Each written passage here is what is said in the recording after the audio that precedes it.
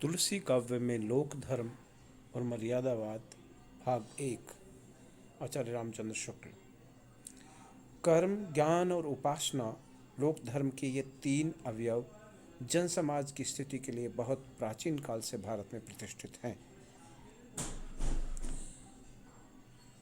मानव जीवन की पूर्णता इन तीनों के मेल के बिना नहीं हो सकती, पर देश काल के अनुसार कभी किसी अवयव की प्रधानता रही, कभी किसी की।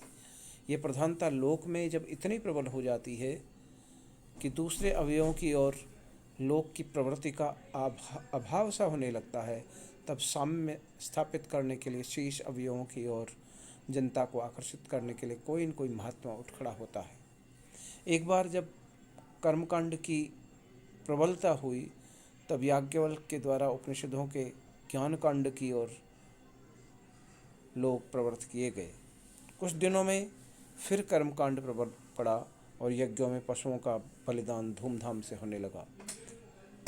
उस समय भगवान बुद्धदेव का अवतार हुआ, जिन्होंने भारतीय जनता को कर्मकांड से बिल्कुल हटाकर अपने ज्ञान वैराग्य आश्रित धर्म की ओर लगाया। पर उनके धर्म में उपासना का भाव नहीं था। इससे साधारण जनता को तृप्ति उससे न हुई और उपासना प्रधान धर्म की स्थापना फिर से हुई। पर किसी एक अवयव की अत्यंत वृद्धि से उत्पन्न विषमता को हटाने के लिए जो मत प्रवर्तित हुए, उनमें उनके स्थान पर दूसरे अवयव का हद से बढ़ना स्वाभाविक था। किसी बात की एक हद पर पहुंचकर जनता फिर पीछे बढ़ती है और क्रमशः बढ़ती हुई दूसरी हद पर जा पहुंचती है। धर्म और राजनीति दोनों में ये उलटफेर चक्र गति के रूप में होता चला जा रहा है।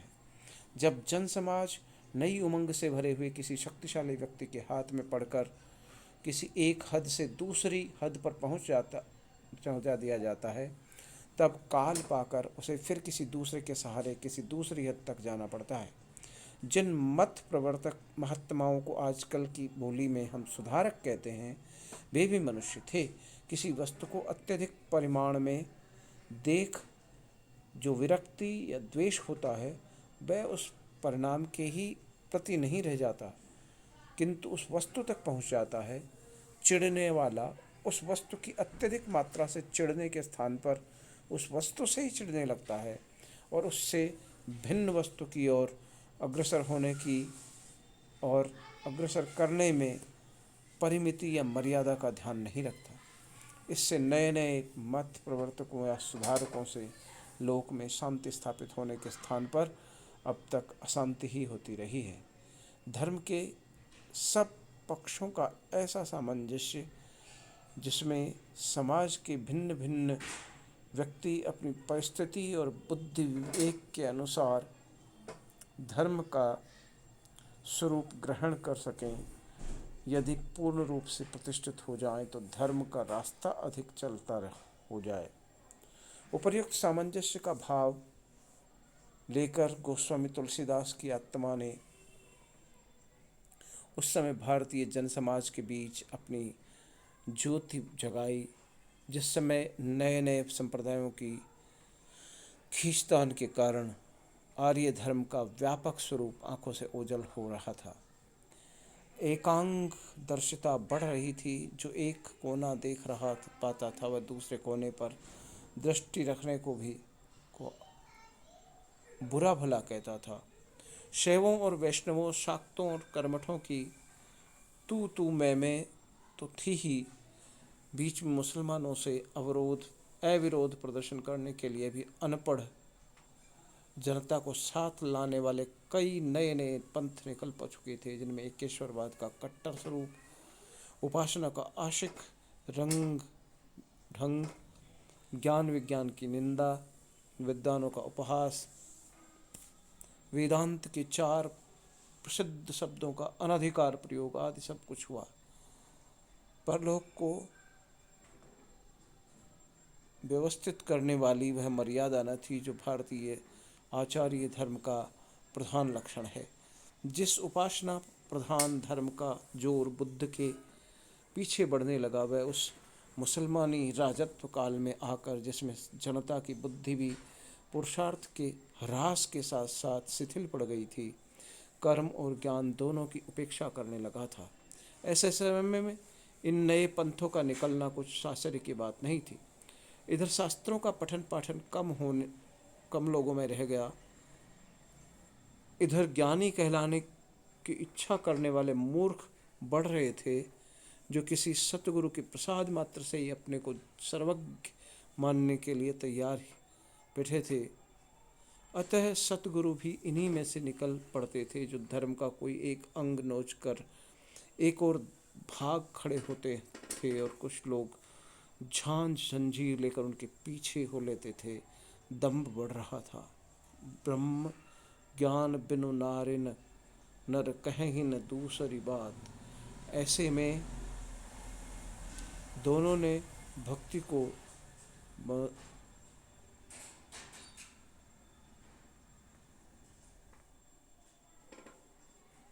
बदनाम कर रखा था। भक्ति के नाम पर भी वे वेद शास्त्रों की निंदा करते थे, पंडितों को गाली देते थे और आर्य समाज के सामाजिक तत्व को न समझ कर लोगों में वर्णाश्रम के प्रति अश्रद्धा उत्पन्न कर रहे थे। ये उपेक्षा लोक के लिए कल्याणकर नहीं। जिस समाज में बड़े बड़े लोगों का आदर, विद्वानों का सम्मान, अत्याचार का दलन करने वाले सूरवीरों के प्रति श्रद्धा इत्यादि भाव उठ जाएं, वह कदापि फल फूल नहीं सकता। इसमें अशांति सदा बनी रहेगी। भक्ति का यह विकृत रूप जिस समय उत्तर भारत में अपना स्थान जमा रहा था, उसी समय भक्तवर गोस्वामी जी का अवतार हुआ। उन्होंने वर्ण धर्म, आश्रम धर्म, कुलाचार, वेद विहित कर्म, शास्त्र प्रतिपादित ज्ञान इत्यादि सबके साथ भक्ति का पुनः सामंजस्य स्थापित करके आर्य धर्म को छिन्न भिन्न होने से बचाया। ऐसे सर्वांगदर्शी लोक व्यवस्थापक महात्मा के लिए मर्यादा पुरुषोत्तम रामचंद्र के चरित्र से बढ़कर अस्वस्थ और क्या मिल सकता था। उसी आदर्श चरित्र के भीतर अपनी अलौकिक प्रतिभा के बल से उन्होंने धर्म के सब रूपों को देखकर भक्ति का प्रकृत आधार खड़ा किया। भक्ति ने जनता ने लीक की रक्षा करने वाले प्राकृतिक धर्म का मनोरम रूप देखा और अत्याचारियों पर जो क्रोध प्रकट किया जाता है, असंख्य दुर्जनों के प्रति जो घृणा प्रकट की जाती है, दीन दुखियों को सताने वालों को जो संहार किया जाता है, कठिन मेहनत, कठिन कर्तव्यों के पालन में जो वीरता प्रकट की जाती है, उसमें भी धर्म अपना मनोहारी रूप दिखाता है। जिस धर्म की रक्षा से लोक की रक्षा होती है, उससे समाज चलता है, वह बहुत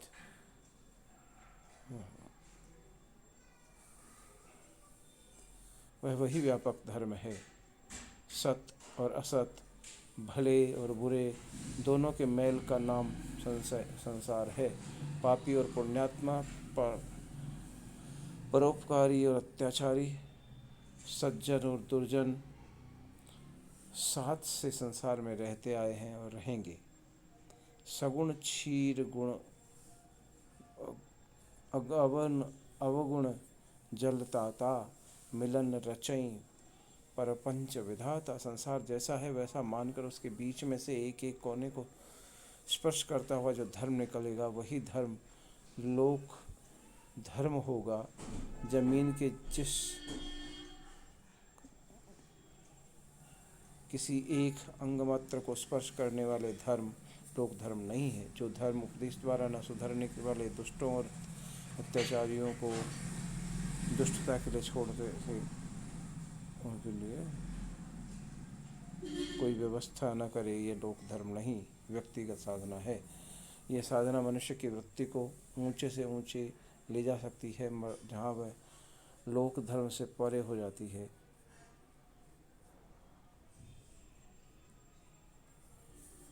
पर सारा समाज इसका अधिकारी नहीं है। जनता की प्रवृत्तियों का औसत निकालने पर धर्म का जो मान निर्धारित होता है, वही लोक धर्म होता है। लोक मर्यादा का उल्लंघन समाज की व्यवस्था का निरंतर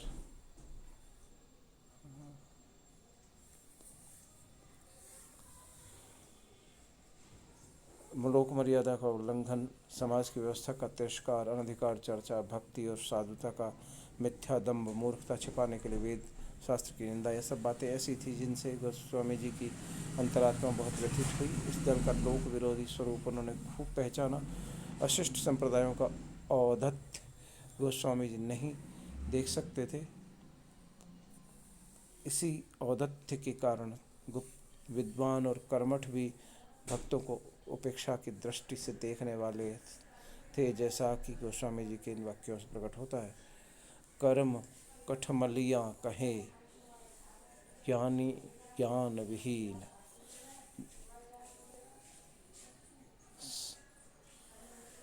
साखी शब्द दोहरा कही किहनी उपखान।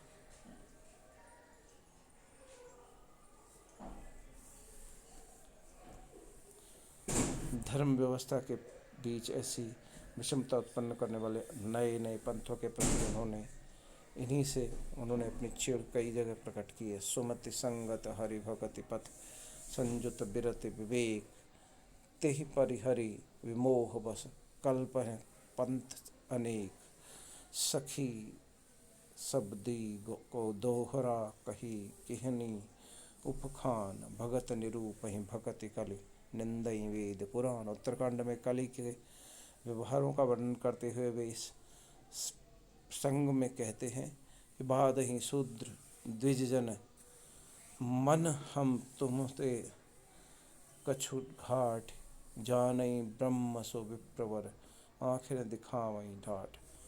जो चाहे जो बातें ज्ञानियों के चिंतन के लिए थी, उन्हें अधिक अपरिपक्व रूप में अनधिकृतों के हाथों सौंप के आगे रखने से लोक धर्म का तिरस्कार अनिवार्य था। शूद्र शब्द से जाति की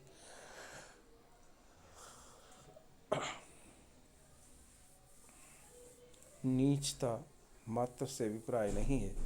विद्या बुद्धि शिष्टता सभ्यता सबकी हीनता से समाज में मूर्खता का प्रचार, बल और पौरुष का हास, अशिष्टता की वृद्धि, प्रतिष्ठित आश्रमों की उपेक्षा, कोई आदर्शों की उपेक्षा कोई विचारवान नहीं सहन नहीं कर सकता। गोस्वामी जी सच्चे भक्त थे। भक्त मार्ग की ये दुर्दशा थी, वे कब देख सकते थे।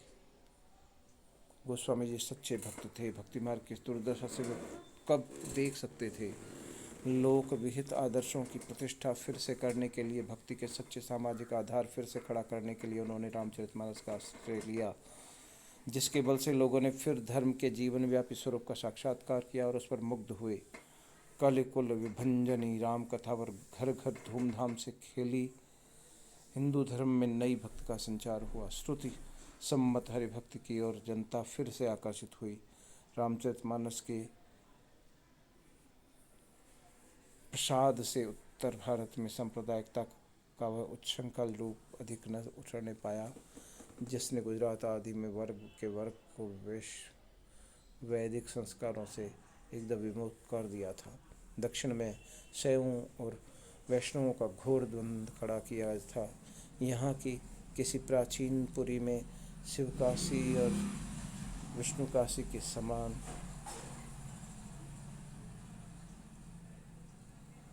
अलग अलग बस्तियाँ होने की नौबत नहीं आई। यहाँ शैव और वैष्णव में मारपीट कभी नहीं होती थी। ये सब किसके प्रसाद से? भक्ति वियोगिनी शिरोमणि गोस्वामी तुलसीदास के प्रसाद से, उनकी शांति प्रदायिनी मनोहर वाणी के प्रभाव से जो सामंजस्य बुद्धि जनता में आई, वह अब तक बनी है और अब तक रामचरितमानस का पाठन रहेगा, तब तक बनी रहेगी।